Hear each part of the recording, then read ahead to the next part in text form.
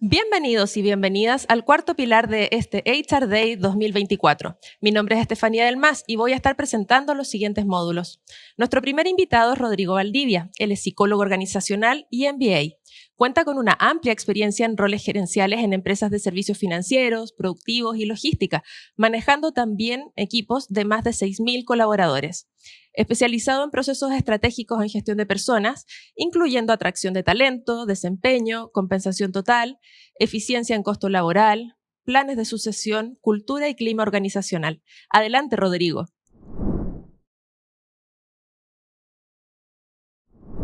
Muchas gracias, Estefanía. En los últimos 30 años, particularmente la economía chilena, ha entregado indicadores que son muy predecibles porque se han mantenido más o menos estables en términos de lo que nos van mostrando. En esta gráfica que reúne los datos de crecimiento del Producto Interno Bruto per cápita desde 1990 hasta...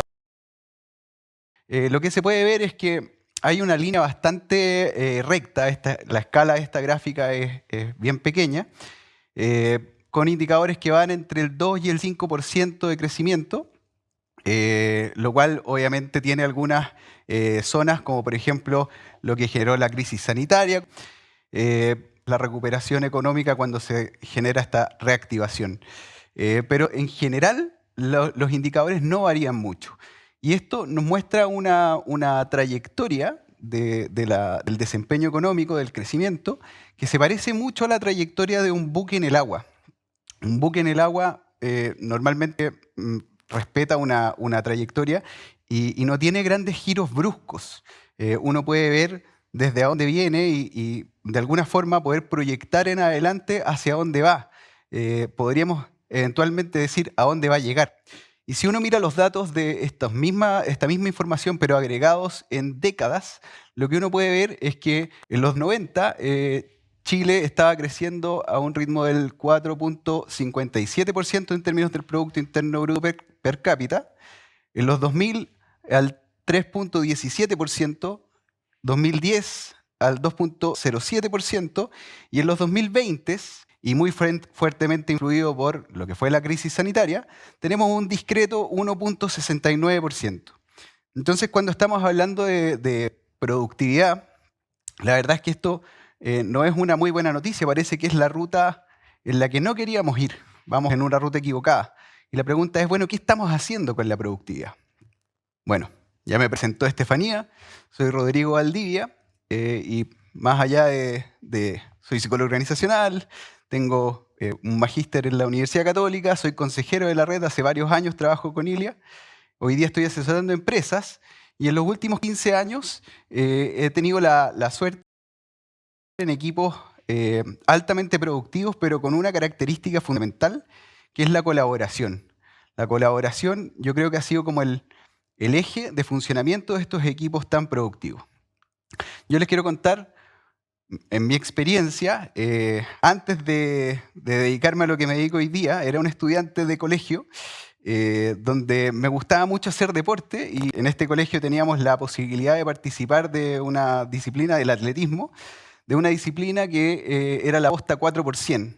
La posta 4x100 es una prueba en la cual se organizan 4 velocistas en segmentos de cada 100 metros para poder cubrir los 400 metros de la pista. El propósito es bastante claro, es dar la vuelta lo más rápido posible y, por otro lado, ganar la carrera. ¿Qué es lo que pude observar muy humildemente con las herramientas que tenía en ese minuto y de alguna manera con la ingenuidad de ese minuto? Es que habían ciertas características que de alguna forma estaban relacionadas con el éxito de esta disciplina. Una de ellas, sin ningún lugar a dudas, era los objetivos claros. Todos sabíamos detrás de qué estábamos, teníamos que correr lo más rápido posible, todos éramos velocistas, por supuesto, pero nuestra lógica era de maximizar la velocidad que estábamos teniendo en esa pista a partir de las competencias individuales de cada uno. Y además ganarle al equipo contrario. A mí me gustaba mucho correr, era re bueno para correr, pero lógicamente teníamos que organizarnos de una forma determinada para poder cumplir con el objetivo de ganarle al equipo de al lado. Por otro lado, teníamos lo que es la comunicación, mecanismos de comunicación. Resulta que no solo bastaba con ser rápidos, no solo bastaba con que estuviéramos dispuestos en la pista de una forma determinada, sino que además también formas de ir dándole fluidez a la carrera en este espacio. Por lo tanto, cuando venía el primer velocista corriendo con el testimonio en la mano y le tenía que entregar este testimonio al siguiente velocista, teníamos un código que era el YAP, Y-A-P, YAP. Significaba que cuando yo sentía que el velocista de atrás me indicaba este código, este YAP, yo tenía que estirar la mano, confiando absolutamente en lo que habíamos definido como un código preliminar, y mágicamente caía el testimonio en mi mano y yo podía seguir corriendo para terminar la carrera. Habían diferentes claves de comunicación. Y otro tema tremendamente relevante, que la verdad es que es un concepto inventado, pero que me parece importante, es la heterogeneidad complementaria. Heterogeneidad complementaria en realidad está relacionado con cómo tenemos diferentes características y cómo esas diferentes características se van complementando las habilidades y las debilidades de unos y otros. Por ejemplo, teníamos algunos velocistas que eran más ágiles en la partida, que tenían una ejecución de salida mucho más rápida. Habían algunos otros velocistas que eran más hábiles al entregar el testimonio y otros que eran más hábiles al recibir el testimonio. Y eso también hacía que nos fuéramos complementando y que fuéramos organizando todos estos elementos a lo largo de la pista como para poder maximizar nuestra posibilidad de ganar la carrera. Entonces, a partir de esto, empecé a reflexionar y dije, bueno, existe el concepto también de individualidad que está vinculado al concepto de colaboración. Pensamos que es como el opuesto a la individualidad. Pero aquí me encontré con información que pude extraer de la página de los datos compartidos de la OECD, donde por un lado tengo un gráfico que la verdad es que se ocupa bastante, pero es un gráfico que habla de las horas promedio de trabajo por año. Organicé 5 países. Está Alemania, con 1.363 horas de trabajo promedio en el año. Y está, por contraparte, México, que es el país que más horas al año trabaja en promedio, tienen 2.225 horas. Entonces, en un primer análisis muy intuitivo, uno podría pensar, mira, un 40% menos que los mexicanos, probablemente produzcan menos, le están asignando menos recurso-tiempo a la producción de bienes y servicios.